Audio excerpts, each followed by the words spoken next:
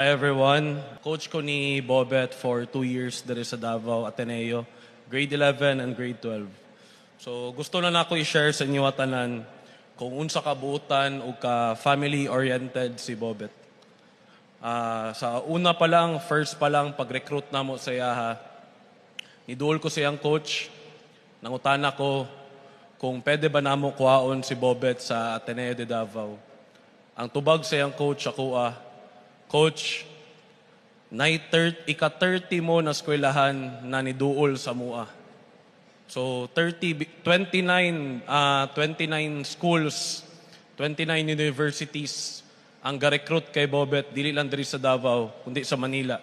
Mas better opportunities, financially, mas dako ang allowance na i-offer, mas dako ang ma-provide nila. Pero ang deciding factor ni Bobet, nganong gipili niya ang Ateneo de Davao, kay giapil na mo ang iyang igsuon na si RB. So, RB, salamat kayo na ikaw ang tindog daw, RB. Si RB di ay igsuon ni Bobet.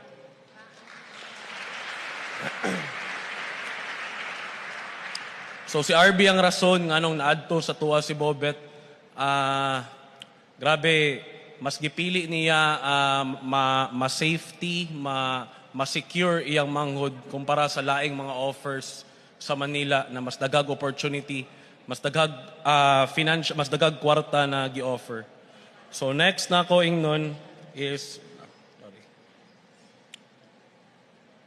kato sa duwa na mo katuig na nag-uban ni Bobet, Monday to Sunday may kauban for 2 years.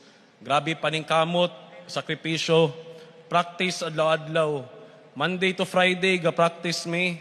Saturday, Sunday, mo biyahe me para modula. Or Monday to Sunday, among practice. Kay kabalo me, samig dream na mailhan siya sa tibok Pilipinas, makamit na mo ang palarong pambansa championship. Kay diri sa tuwa sa Davao, compared sa Manila o sa Cebu, wala tayo UAAP, wala tayo NCAA. Sa Cebu, wala tayo si Safi. So sa Davao, ang nata isang palarong pambansa para mailhan ta, mabutang ta sa mapa sa tibok Pilipinas. Which is, naitabo to, na champion me for the first time diri sa Davao. History, siya ang nag-MVP. And after ato, abi na ko na okay na. Pwede na siya mo relax. Pwede na siya mo dili kay mo practice, kay for me na kamit na niya yung pangarap na maging MVP. Masking kinsang player, makuha ni mong MVP sa palarong pabansa, pwede na ka siguro manghambog, pwede na ka muundang og basketball. Kay for us, diri sa probinsya, diri sa Davao, mo tong pinaka greatest achievement for a player, for a student athlete. Pero natingala ko, pag entering grade 12, mas naningkamot pa siya, mas nitrabaho pa siya, mas motivated na siya. Kay kabalo ko, di lang pangandoy niya ang iyang gusto matuman, kundi ang pangandoy sa iyang family, pangandoy sa iyang mga igsuon. Sa tinuod lang, sa duwa na mo katuig, nag-uban ni Bobet, ever since, na-realize na nako karon lang, na masking unsa siya ka pobre, never siya nangayo jud og anything sa kuha. Ang iyah lang, gusto siya modula, muskwela siya tarong para makadula siya, maningkamot siya, para tanan iyang mga pangandoy o mga pangandoy siyang family, makuha nila.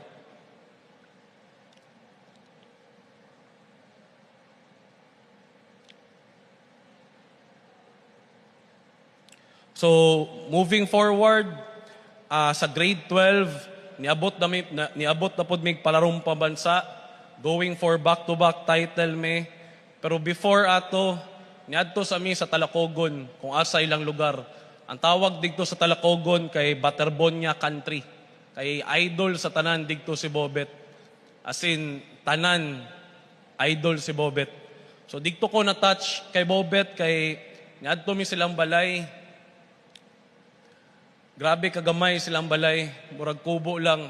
As in, gamay kaayo. Mao samot ko ni believe kay Bobet, kay gikan digto na balay, grabe kadako ang pangandoy. Grabe kadako ang dream. Di ko ka-imagine na ang tao na nigawas ato na balay, ato ang pangandoy. Nangutana ko siya, habet, unsa man imong dream school, Jud? Wala siya pagduwa-duwa, coach. Ang dream school na ko, Ateneo de Manila. Mao Jud na akong goal, coach.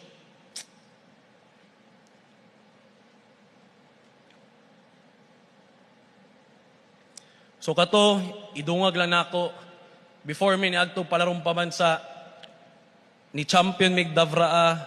Sa Davraa, naka-earn mi og incentive na 10,000 pesos. Naibalaan po nako, nakatong 10,000 pesos na to.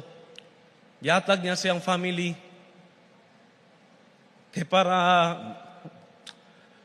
para ma-accommodate, siya na ipa-renovate ng atong balay. Kay tibok Pilipinas sa mga to sa Agsor. Dagag mga parents, mga parente sa mga gikan diri sa Ateneo de Davao, dili makabuk og hotel. At least natay gamay ma-accommodate sila ha. Which is nadayon jud naka-accommodate jud sila og pila ka parents na napastay nila sa sa ilaha. So ato siya kabutan. So karon gusto nako i-discuss sa inyo tanan ang mga remaining days na nakauban ako si Bobet. June 4 ni adto mi sa Manila. Na timingan kay na ako'y event sa Manila pagka June 5 unya. Ambot pagbuot siguro sa Ginoo na June 4 wala gituyo. Sabay mi og flight padulong Manila. Gisundo namo siya ni Player Spotted sa dorm nila Cap Mark, kauban iyang mama. So before ato padulong na mig airport, gastorya mi. Kay iyang mama night before nipalit og 20 or 10 kabuok na jerseys ni Bobet. Kay gusto niya ibaligya. So niingon si Bobet na ayaw kabalaka howdon ako dito sa Manila. Kay kung howdon ako dito sa Manila, mas daghang jerseys mupalit sa imo.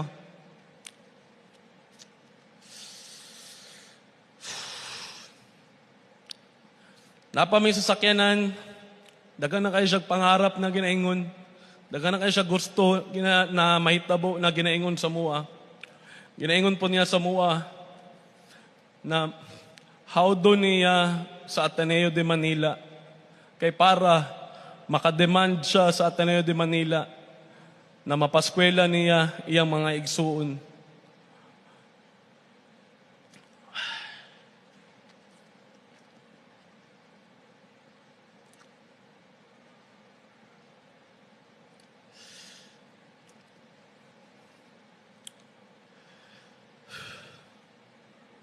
So karon niabot namin sa Manila June 4. Giatod na ko siya sa Ateneo de Manila sa dorm.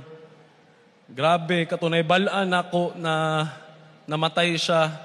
Naka-feel ko guilt kay ako ang niatod siya sa Ateneo de Manila. Pero always na ako ma-remember ni na pag-abot na mo sa Ateneo de Manila, grabe niya kalipay. As in, grabe niya kalipay. Kay 2 years may naningkamot para ato na adlaw. Para moabot siya sa Ateneo de Manila. Maningkamot siya.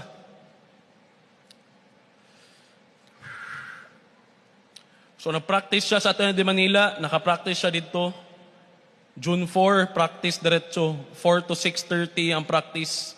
Grabe niya ka energetic. Grabe niya ka excited. Grabe niya ka hyper.